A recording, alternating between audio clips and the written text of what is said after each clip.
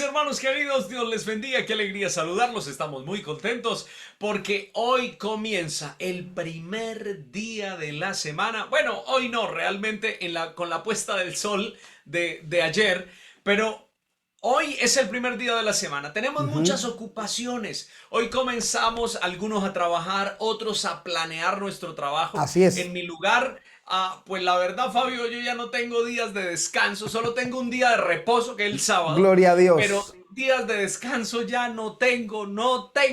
Estamos trabajando fuertemente, pero gracias a Dios, porque hay trabajito, porque podemos hacer la voluntad del Señor y tratar también, ¿no? De hacer por otros. Ujú. Así que mis hermanos queridos, gracias por elegirnos. Dispóngase a hacer la voluntad del Señor el día de hoy, a trabajar con amor y va a haber grandes bendiciones del cielo para usted y su familia. Fabio, un abracito para ti, Dios te bendiga. Y bueno, qué rico es poder tenerte. Mira que ese es como una curvita, Sí, una es curvita. un curubita, sí.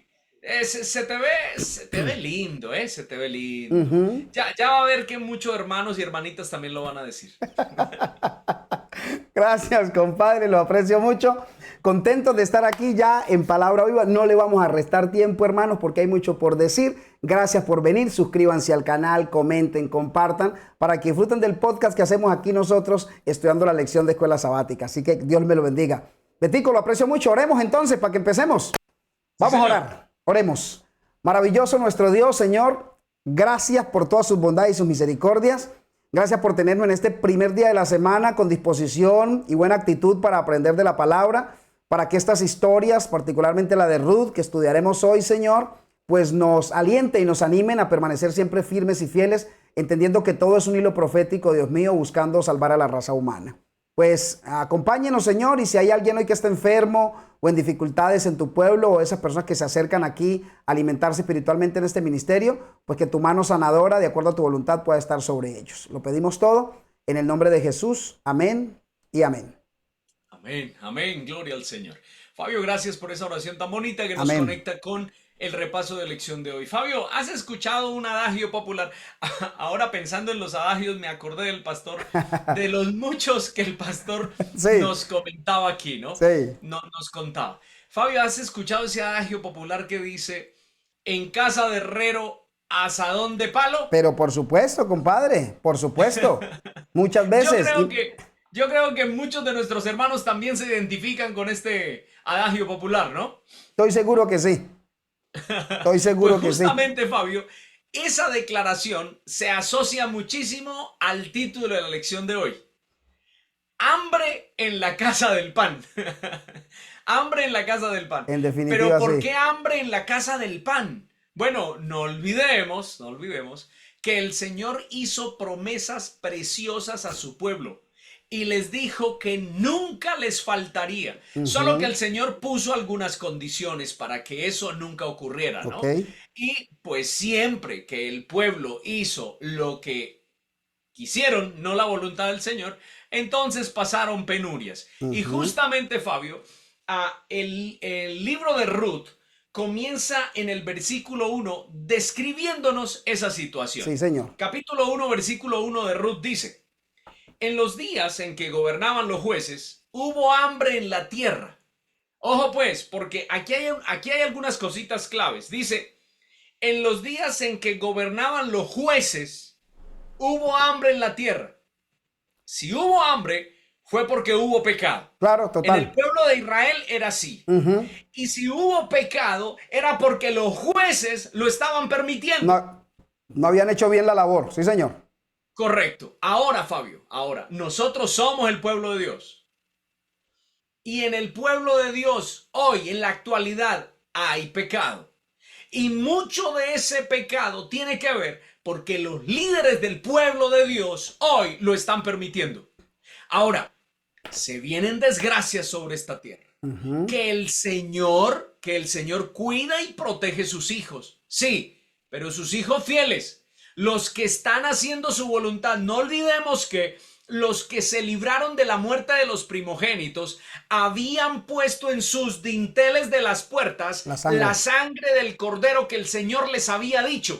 Y donde no había sangre, no había salvación. Mejor dicho, en otras palabras, donde no hubo obediencia, no hubo salvación. Sí, Señor, no hay. El asunto es, nosotros estamos diciendo que somos el pueblo de Dios, pero ¿estamos siendo obedientes al Señor y a su palabra? Nota. Sigue diciendo el texto, hubo hambre en la tierra y un hombre de Belén de Judá fue a vivir en los campos de Moab con su esposa y sus 2 hijos. Entonces aquí comienza una migración forzada. Sí, Señor. ¿No? Muchos del pueblo de Israel se van tratando de buscar un lugar donde poder sustentarse y alimentarse, y Noemí, Elimelec y sus hijos salieron en búsqueda de ese mejor futuro, así como muchos de nuestros hermanos alrededor del mundo. Hoy aprenderemos muchas cositas importantes. Beto, gracias por ese panorama, esa nota introductoria que nos ha regalado, esa presentación de la tesis que estudiaremos hoy en la lección de la escuela sabática. Betico, es que lo que yo concluyo de lo que acabas de decir es que Dios permite que la humanidad coseche las consecuencias de la rebelión contra Él. Dios lo permite. Dios permite que el hombre coseche las consecuencias de la rebelión contra Él. Tú dijiste un punto muy interesante. Si había hambre en el pueblo de Israel era porque los jueces, el pecado traería hambre, ¿no? Y si había esa hambre era porque había pecado y habían tolerado ese pecado o habían encubierto ese pecado, que son 2 asuntos que se están presentando hoy en la época moderna, en el reflejo de la iglesia actual. Es que por un lado se tolera el pecado, Beto, y por otro lado se cubre el pecado, que son 2 cosas diferentes. Hay lugares donde se quiere rebajar la norma para sentir el aplauso, para sentir el reconocimiento de otros. Y entonces cuando tú bajas la norma buscando el aplauso, el reconocimiento de otros, usted no está trabajando para Dios, usted está trabajando para seres humanos.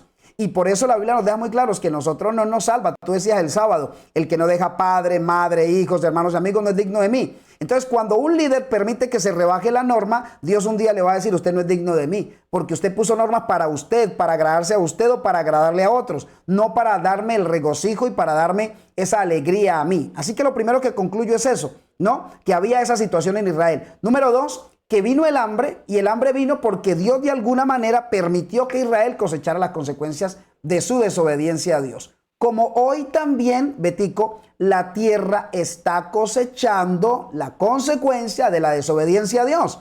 O sea, lo que nosotros estamos viviendo de los desastres naturales, los terribles inviernos, los incendios, las epidemias, los virus y todo esto que todos los días abruman al ser humano, no es más que una consecuencia del alejamiento del ser humano de Dios.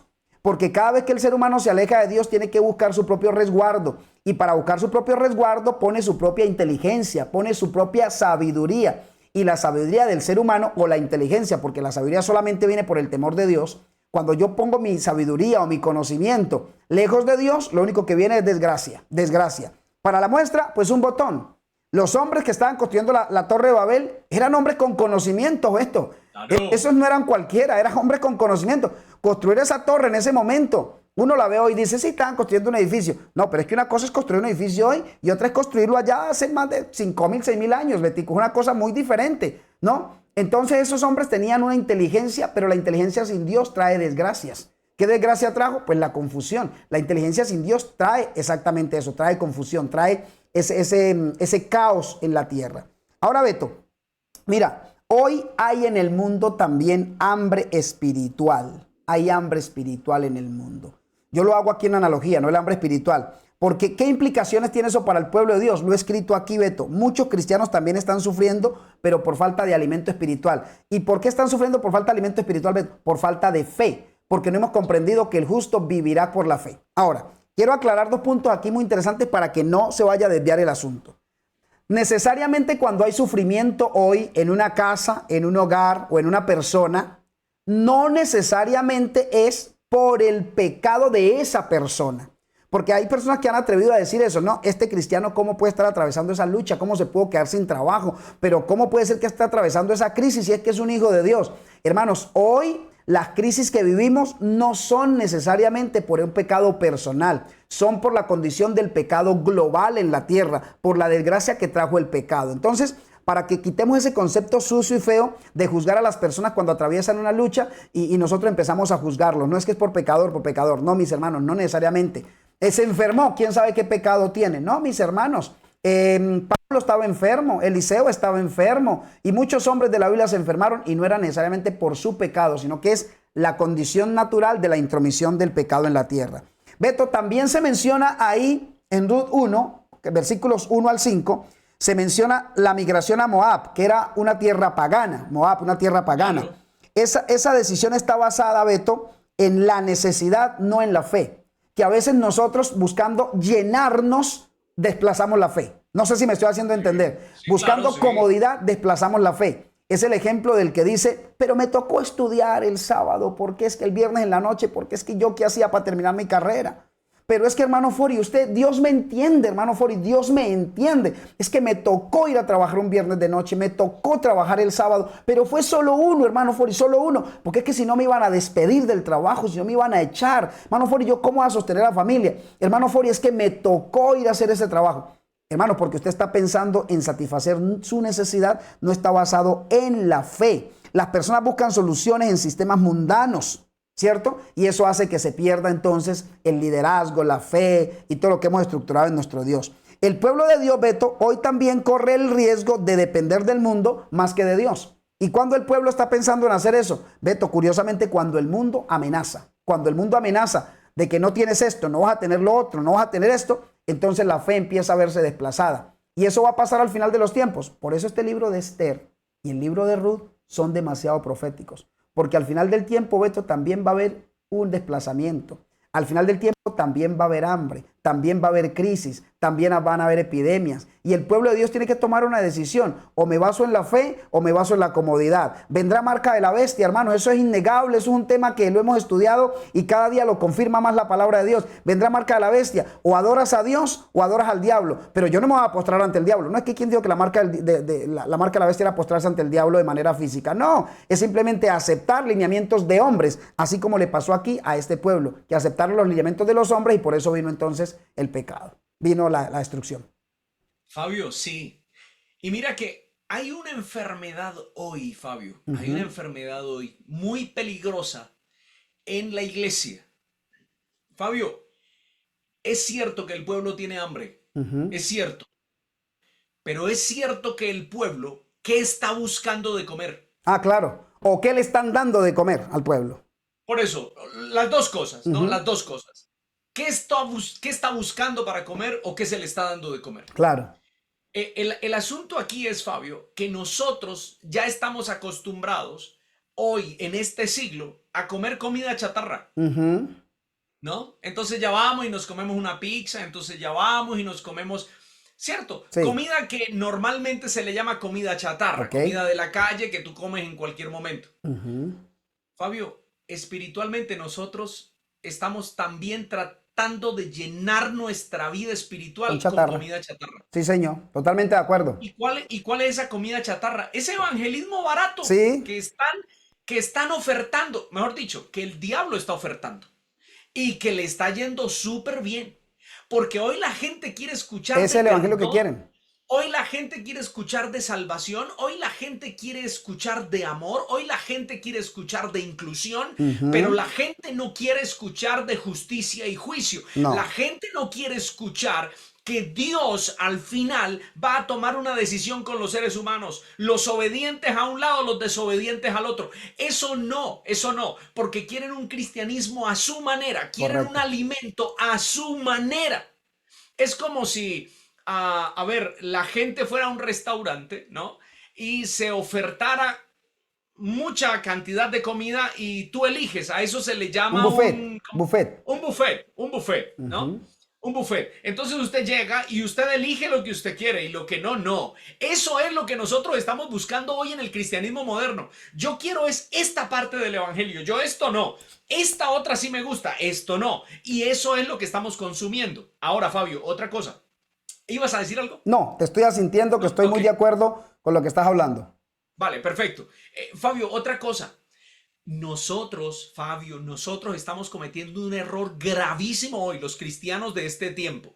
¿Ok? Y es que nosotros le estamos creyendo a los predicadores y no le estamos creyendo a la palabra del Señor. Sí. Entonces, Hay mucha Fabio, reinterpretación de la Biblia hoy, Beto, y eso es claro, delicadísimo. por eso, Fabio, hay pastores, Fabio, que son usados por el Señor y Amén. que predican la palabra como verdad presente y Amén. de esa manera se presenta. Ujú. Pero hay otros que no, y están presentando la palabra de Dios para su propio beneficio. Correcto. Ahora, están llevando a la gente a la confusión, están llevando a la gente al caos, están llevando a la gente a la perdición. El asunto es que, Fabio, la gente está quizás confiada que en algún momento ellos puedan decir, ah, pero yo hice lo que el pastor me dijo. Ojo pues, porque esa excusa nunca valdrá. Usted y yo tenemos la palabra del Señor. ¿Qué estamos haciendo con la palabra del Señor? Estamos leyendo, comprendiendo y obedeciendo la palabra Ujú. del Señor. Creo que eso es lo que nosotros debemos comprender hoy, ¿no? Beto, mira, déjame apalancarme un poquito y enriquecer lo que estás diciendo, porque me parece un tema de suma importancia, el tema de verdad presente. Que comprendamos que verdad presente no es la crítica a la iglesia ni nada por el estilo. La verdad presente es mostrar la salvación de Dios y lo que va a acontecer al final de los tiempos, la gracia de Dios, la misericordia de Dios, la bondad, pero también la justicia de Dios. Y yo alcanzo a notar esto, Beto, en el peregrinaje de Israel, en el peregrinaje de Israel. Mira que yo veo un Israel que tiene diferentes estaciones desde que sale de Egipto hasta que entran a Canaán. Tiene diferentes peregrinaciones, diferentes estaciones. Y cada Sí. estación, estos días prediqué para Europa y me dio la tarea de hacer un sermón sobre cada estación de Israel en el desierto. La salida de Egipto, hermano, fue por misericordia de Dios que lo sacó. Fue Dios que lo hizo todo para Sí. sacarlos. Dios lo sacó. Así como Dios también por misericordia, Él se encargó del problema del pecado. Israel no podía hacer nada para su esclavitud, Beto. Estaban rodeados, tenían ejércitos opresores encima. Israel no podía hacer nada. Habían dejado de guardar el sábado, habían dejado de honrar a Dios. Estaban completamente oprimidos, que eso representa la opresión que Satanás ha planteado al pueblo de Dios, ¿cierto? Pero Dios los saca con mano poderosa por bondad y por misericordia, porque los amaba, los saca. Y en el camino Dios empieza a mostrarles agua de la roca, había agua amargas allí en Mara y Dios las convierte en aguas dulces, agua de la roca, el atravesar el mar rojo, el pan del cielo, el maná, todo. Pero llega un momento, Beto, no sé si tú recuerdas que hubo un pecado que cometió alguien. ¿Tú sabes quién cometió un pecado que encubrió un pecado? ¿Te acuerdas ese personaje? No sé si te recuerdas el nombre. Bueno, creo que hay muchos en la Biblia, ¿no? Bueno, sí. Pero hay uno muy famoso que es David para mí, ¿no? No, pero antes de David, en el peregrinaje del pueblo de Israel, hubo un Acán. hombre, Acán. Acán. Sí, Beto señor. cometió un terrible pecado y Dios dice, viene muerte, Sí, viene muerte. claro. O sea, Dios aplicó la justicia. Entonces, ¿por qué digo esto? Porque es que hoy nosotros no solamente podemos quedarnos hablando del Dios que promete, del Dios que salva, del Dios que cura, del Dios que provee, sino que tenemos que hablar del Dios que es justicia también, el Dios que consume, del Dios que dice voy a destruir y destruye porque es todo soberano, porque es absoluto, porque Él lo es todo. Entonces la verdad presente hoy debe predicarse en nuestros púlpitos. Y a veces uno suele pensar, pero eso ya la gente lo sabe, ya la gente lo sabe. Es que ¿para qué voy a predicar otra vez del sábado? ¿Para qué voy a predicar de los mandamientos? ¿Para qué voy a predicar otra vez de santidad? ¿Para qué voy a predicar de obediencia? ¿Para qué voy a predicar de arrepentimiento? ¿Quién no sabe que tiene que arrepentirse? Hermanos, nuestro trabajo no es preguntarnos quién no sabe. Porque Juan podía haber dicho lo mismo. Porque Elías pudo haber dicho lo mismo. Noé, Beto, pudo haber dicho lo mismo. ¿Sí o no? Pero no has dicho, ya el mundo sabe, ¿para qué voy a predicarles más? Yo mejor me siento en mi casa y ya no predico más. Hay que seguir insistiendo en el tema que Dios le entregó a esta amada iglesia, entendiendo que Dios opera con amor, pero también opera con su justicia maravillosa. Sí, señor, así es. Fabio, mira, una cosita más que quiero decir acá para dejar otras cositas para el salpicón. Es que, Fabio, ¿Sí? mira, Noemí sale huyendo de su tierra con su esposo y con sus hijos. Ujú. Y allá en esa tierra sus hijos se casan, Sí. ¿no? Una familia feliz. Parece que todo comienza a tener sentido y parece que todo va bien, aunque comienza con una historia triste, ¿no? Con hambre. Ujú. Fabio, se muere Elimelech, el esposo de Noemí. Sí. Se mueren los dos hijos de Noemí. Queda Ruth también viuda como Noemí. Sí. Fabio, no doblegaron su fe. Hoy, Fabio, por cualquier cosa, Los cristianos están dejando de ser cristianos. Epa, Ay, es epa. que Dios no me respondió una oración que yo le hice. Ay, no, es que mi mamá vea tan entregada al Señor toda la vida. Y se enfermó y se murió. No, el Señor no escuchó y yo le dije que la sanara y no Claro, escuchó. Noemí lo perdió absolutamente no, todo y no perdió su fe en es el correcto. Señor. Permaneció firme. Fabio, los cristianos de hoy debemos permanecer firmes, aunque el mundo se desplome, Fabio. Necesitamos permanecer firmes. Así es, Beto. Gracias, papá. Siempre lo hemos dicho, hermano, esta semana va a estar cargada de muchos datos interesantes, de unas enseñanzas poderosas. Y qué bonito como terminamos, ¿no? Pues aunque se desplomen los cielos, hay que permanecer, hermanos, porque nuestra fe no tiene que estar basada en circunstancias. La fe tiene que estar puesta en Jesucristo, más allá de si hay o no hay. Dice el profeta, dice, aunque en la majada no haya ovejas, aunque en los corrales no haya nada, no tenemos, con todo eso seguimos creyendo y seguimos alabando a Jehová. Así que ese tiene que ser el punto máximo de nosotros. Betico, pues tenemos una promesa que usted con la voz cantante nos compartirá en esta oportunidad. Amén. Efesios capítulo 2, versículo 19. Ay, mis hermanos, a todos los migrantes alrededor del mundo. Así que ya no sois extranjeros ni advenedizos, sino conciudadanos de los santos y miembros de la familia de Dios. Alabado sea el Señor. Gloria a Dios. Pues oremos, hermanitos, para que terminemos la lección de hoy. Maravilloso Dios, gracias por este estudio que nos ha regalado. Cuánta enseñanza, Señor. Y hoy extraemos algunas cosas interesantes y de ellas, Dios, mantenernos fieles, mantenernos leales, Señor. Que las pérdidas de este mundo no representen para nosotros el doblegarnos y rebajar nuestra fe, sino que entendamos que todo lo podemos en Cristo que nos fortalece y eso hace parte del proceso de purificación y santificación en esta tierra. Pues todo lo pedimos y lo esperamos confiados en el nombre de Jesús nuestro Salvador. Amén, amén y amén. Amén, amén. Alabado sea el Señor. Mis queridos hermanos, veo mañana, 5 de la mañana, hora Colombia. No lo olvide. Chao. Chao, mis amigos y hermanos. Dios les guarde. Bendiciones. Mañana nos vemos.